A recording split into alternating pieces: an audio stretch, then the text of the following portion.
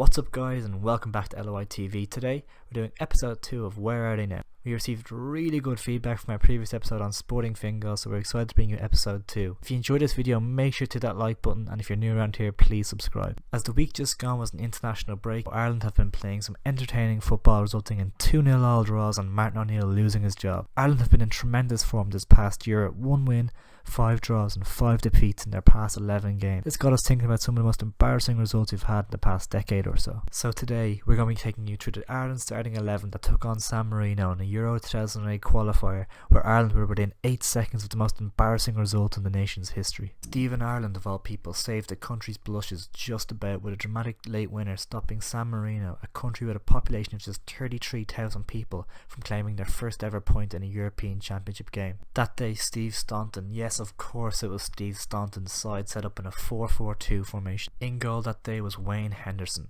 Henderson picked up 6 caps for the Republic of Ireland. He joined Preston in 2007, but only after a handful of games he picked up a serious back injury. After a loan spell with Grimsby, he was released by Preston in 2011. He spent years battling a serious spine problem. He retired from football the next week after being released aged just 27. At right back was Steve Finnan. Finnan is the only player to have played in the World Cup, Champions League, UEFA Cup, Intertoto Cup, all 4 levels of the Football League and the Conference. He started a Champions League final for Liverpool in 2007. He then moved on to Espanyol in 2008 before returning to England with Portsmouth in 2009 on a 1-year deal. His last appearance for Portsmouth was in the 2010 FA Cup final against Chelsea. He is currently in London working in property development. He picked up 52 caps for the Republic of Ireland. The first of the centre backs was John O'Shea. O'Shea made 393 appearances for Man United after joining in 1999. He won the Premier League, Champions League and the FA Cup, just to name a few. In the summer of 2011 he joined Sunderland for an undisclosed fee. O'Shea was part of the Sunderland side that suffered back-to-back relegations. In June of 2018 O'Shea signed a 1-year deal with Championship side Reading. He retired from international football this year, earning 118 caps for his country. The second centre half was Richard Dunn. Dunn won Man City's Player of the Year award 4 years in a row, from 2004 to 2008. He signed for Aston Villa at the end of the 09-10 season. The fee was reportedly £5 million. In early 2011 Dunn was fined £100,000 after a drunken confrontation with club staff that also involved the infamous Joey Barton during a team bonding exercise in Thailand. He signed with QPR in May 2013. He then retired in November 2015 despite reported interest from America, India and the League of Ireland. He is remembered for his famous man-of-the-match performance away against Russia to seal qualification to Euro 2012 for Ireland. He has entered the pundit world after retiring working with BT Sport. At left back was Ian Hart. Hart was best known for being a dead ball specialist and a long range shot expert during his playing days. He made 64 appearances for his country, scoring 12 times. He left Spanish side Levante at the start of the 2007-2008 season. He got his career back on track with Carlisle, earning himself a place in the League One Team of the Year after finishing as Carlisle's top goal scorer from defence with 18 goals. This form earned Hart a move back to the second tier at Reading. Hart had a successful spell with Reading, scoring 10 goals and being named in the Team of the Year. In the 2011-12 season, Hart was a key part of Reading gaining promotion to the Premier League. He was released by Reading at the end of the 2012 season, joining Bournemouth. Bournemouth then earned their first ever promotion to the Premier League in the 2014-2015 season, and Hart was released. He retired following this and is currently a football agent. On the right hand side of midfield was Damien Duff. At the start of the 2009 season, Duff left Newcastle for Fulham in a deal worth £4 million.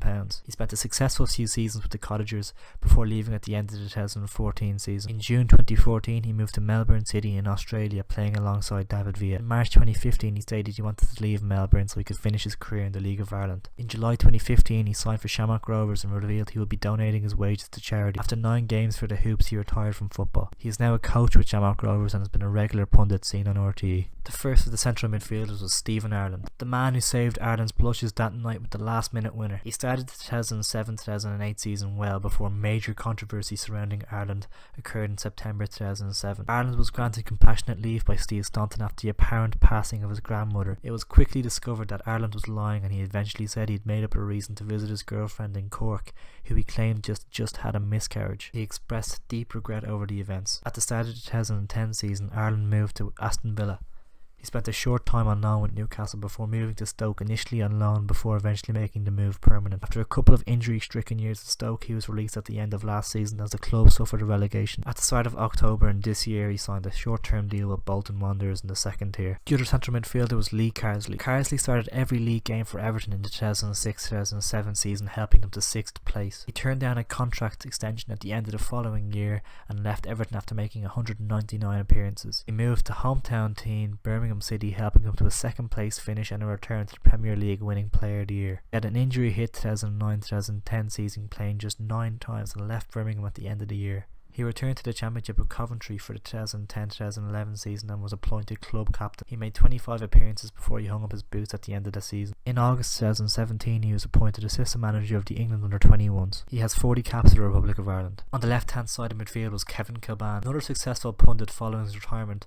Kilbane signed for Hull City in 2009. He then had loan spells at Huddersfield and Derby County before moving to Coventry City, where he was made club captain for the 2012-2013 season. He retired in December 2012 and is focused on his media career and has a column in the Irish Daily Mail. He has also appeared on Match of the Day and Football Focus, just to name a few. He is the 3rd most capped Irish player of all time with 110 appearances to his name. The first of the strikers was Robbie Keane. Keane spent the first half of the 2009-2010 season with Spurs following an unsuccessful spell with Liverpool. He moved on loan to boyhood team Celtic in 2010, where he won Fans Player of the Year. In January 2011 he moved on loan to West Ham before making the move to America with LA Galaxy. In January 2012 he moved on loan to Aston Villa. Keane returned to LA Galaxy and enjoyed an incredibly successful spell there. At the start of the 2013 season he was promoted to club captain. He scored 104 goals and 165 appearances and left the club in November 2016. In August 2017, Robbie joined Indian Super League side ATK, whose head coach was Teddy Sheringham. He was appointed player manager in March of this year. He is the Republic of Ireland top goal scorer of all time with 68 goals in 146 games, with an international career spanning from 1998 to 2016. His net worth is an estimated staggering $55 million. The second striker that day was Shane Long, the only player in this team who is currently playing in the Premier League. Long moved to Reading from Cork City, where he spent an incredibly successful few years before earning a $6.5 million move to West Brom. He scored 19 goals and 81 appearances before moving to Hull City in January 2014 for an undisclosed fee. He earned himself a £12 million move to Southampton in the summer of 2014. He scored 20 goals in over 100 games for the club, where he's still playing his trade today. Long is the only player in this team who is still in the Irish setup at the moment and has scored 17 goals and 81 caps, including a memorable strike in a 1-0 home win over Germany, helping Ireland to qualify for Euro 2016. Well, there you have it guys, the starting lineup for that miserable game of football. Hope you guys enjoyed it and let us know in the comments below what you make of Ireland currently. Thanks for watching guys, make sure to like, share and subscribe.